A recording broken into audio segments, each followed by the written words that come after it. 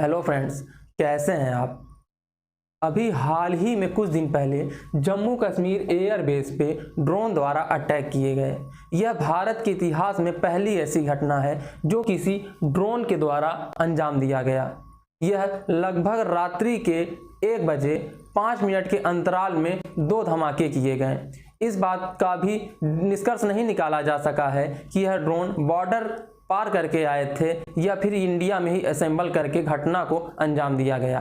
आज की वीडियो में हम डिस्कस करेंगे कि ड्रोन क्या होते हैं, आखिर रडार ने ड्रोन को डिटेक्ट क्यों नहीं किया और आने वाले भविष्य में हम ऐसे अटैक से कैसे बच सकते हैं। सबसे पहले हम ड्रोन के बारे में बात करते हैं।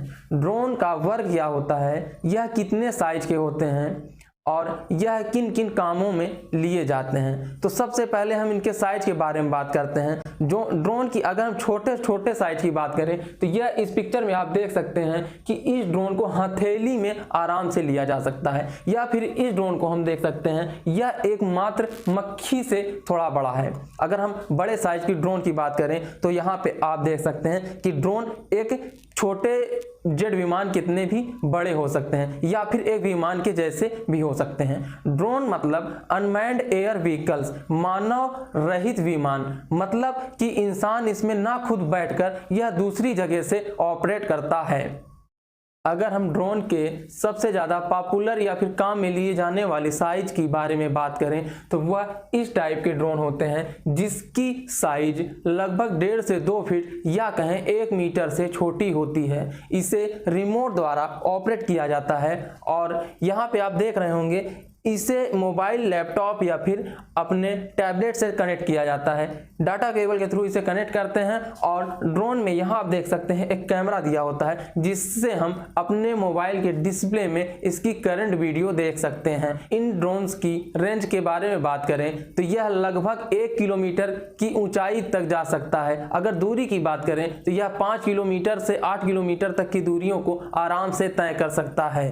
के वेट की बात करें तो इनका वेट 18 से 20 किलोग्राम तक होता है, जो कि यह 5 किलोग्राम तक के सामान को आराम से एक जगह से दूसरे जगह तक ले जाने के लिए सक्षम होते हैं। अब हम बात करते हैं रडार के बारे में। रडार रेडियो डिटेक्शन रेंजिंग पे वर्क करता है। रडार रेडियो तरंगों को अपने चारों ओर लगातार भेजता रहता है। अगर कोई वेव यानी कि तरंग वापस आ रही है तो रडार को यह पता चल जाता है कि यह किसी ऑब्जेक्ट यानी कि वस्तु से टकराकर वापस आ रही हैं। इन्हीं आने वाली तरंगों से ही उस व्यक्ति की दिशा, दूरी, गति और ऊंचाई का पता चलता है। जैसा कि आप इस इमेज में देख रहे होंगे कि यह एक रडार है। यह रेडियो वेव्स को लगातार छोड़ता रहता है। जैसे ही कोई ऑब्जेक्ट या वस्तु इसके रेंज में आती हैं, यह वेव्स उनसे टकराकर वापस रिसीवर के पास जाती हैं, जिससे रिसीवर इन्हें तुरंत मॉनिटर के पास भेज देता है और मॉनिटर इन्हें कैलकुलेट करके इनकी करंट लोकेशन या फिर गति, दिशा, दूरी के बारे में बता देता है।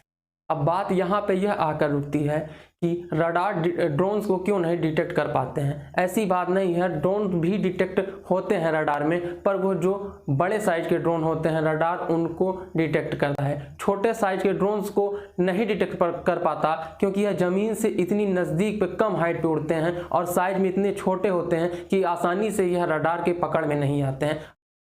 जितने भी वायरलेस डिवाइसेस होते हैं वह किसी न किसी तरंगों पे अलग अलग फ्रीक्वेंसी पे वर्क करते हैं, जैसा कि mobile, DTH, wifi, Bluetooth, drone, यहाँ तक कि रडार भी तरंगों के माध्यम से ही ऑब्जेक्ट का पता लगाता है। साधारण शब्दों में कहा जाए, बिना किसी वायर के कनेक्ट होने वाले डिवाइस को तरंगों के माध्यम से ही कनेक्ट करके एक दूसरे को निर्देश दिया जाता है। अब बात करते हैं जैमर की। जैमर एक ऐसा डिवाइस होता है जो किसी वेव यानी तरंग को अपने निर्धारित एरिया में आने से रोक देता है। जैसा कि आपने अक्सर सुना होगा कि सिग्नल जैम कर दिया गया। जैमर का यूज अक्सर मोबाइल सिग्नल को जैम करने के लिए किया जाता है। इसके अलावा जैमर का इस्तेमाल किसी बड़े राजनेता, किसी वीआईपी पर्सन या फिर किसी मिशन या छापेमारी के दौरान सिग्नल को जैम करने के लिए किया जाता है। अब हम एक वीडियो के माध्यम से समझते हैं कि जैमर वर्क कैसे करता है। आप वीडियो में देख रहे होंगे कि यह किसी वीआईपी का काफिला जा रहा है, जिनमें कोई भी जैमर से लैस या फिर सिक्योरिटी युक्त गाड़ियां नहीं हैं। कोई टेररिस्ट इन पे दूर से नज़र रख रहा है। उसने बम को एक जगह सड़क के किनारे सेट कर रखा है। जैसे ही गाड़ियां नज़दीक आती हैं, वह रिमोट से बम को ब्लास्ट कर देता है।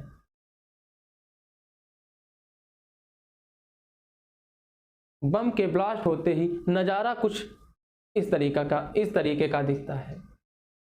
अब हम देखते हैं सिक्योरिटी और जैमर से लैस गाड़ियों को। इन गाड़ियों के कफीले में अगर देखा जाए तो एक गाड़ी जैमर से पूरी तरीके से लैस है। अब यह कफीला उसी तरीके से जा रहा है। टेररिस्ट ने फिर उसी तरीके से रिमोट द्वारा बम को ब्लास्ट करने की कोशिश की, पर जैमर अगर देखें तो उनकी वेब्स को वहीं पे ब्लॉक कर देता है, जिससे कि वहां पर तरंगें नहीं पहुंच पाती हैं और एक दूसरे से कनेक्टेड नहीं हो पाती हैं।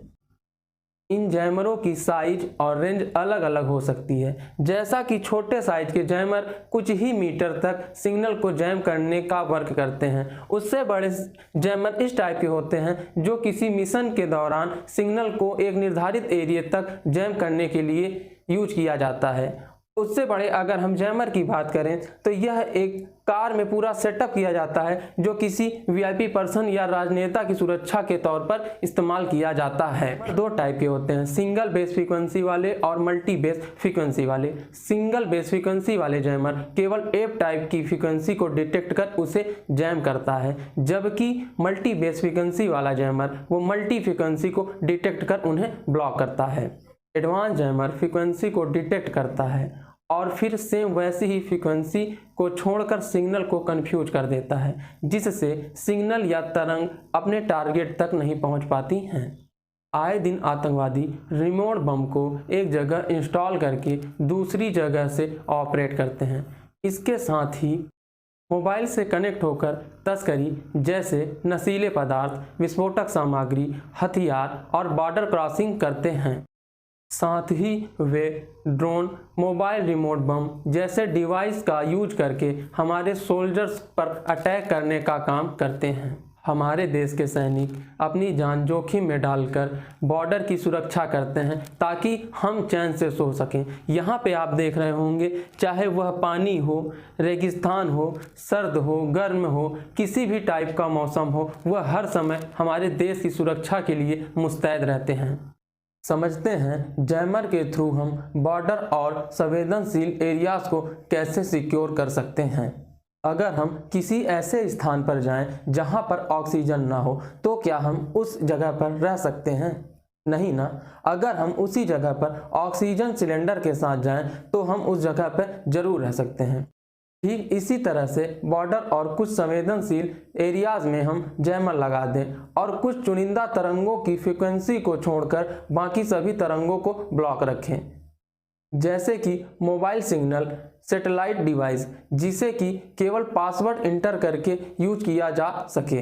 अगर मान के चलते हैं, जैसा कि इस इमेज में आप देख रहे हैं, अगर यह एक लैब है और इसमें मैं चला जाता हूं, यहाँ पर सारे वर्क हो रहे हैं। अपने मोबाइल को मैं चेक करता हूं तो यहाँ पे सिग्नल आने के लिए पासवर्ड मांग रहा है। इसके बावजूद वहाँ पर सारे वर्क हो रहे हैं, बाकी उन्होंने सारे सिग्नल्स को जैम कर रखा है।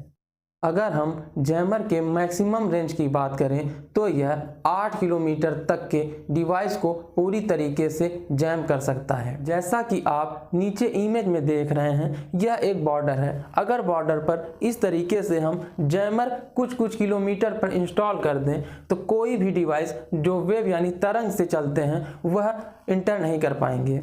सोल्जर्स को जिन सिग्नल की ज़रूरत होगी वह पासवर्ड इंटर करके डिवाइसेस का यूज कर पाएंगे। अगर मेरे द्वारा दी गई जानकारी आपको अच्छी लगी हो तो चैनल को ज़रूर सब्सक्राइब करें। जय हिंद।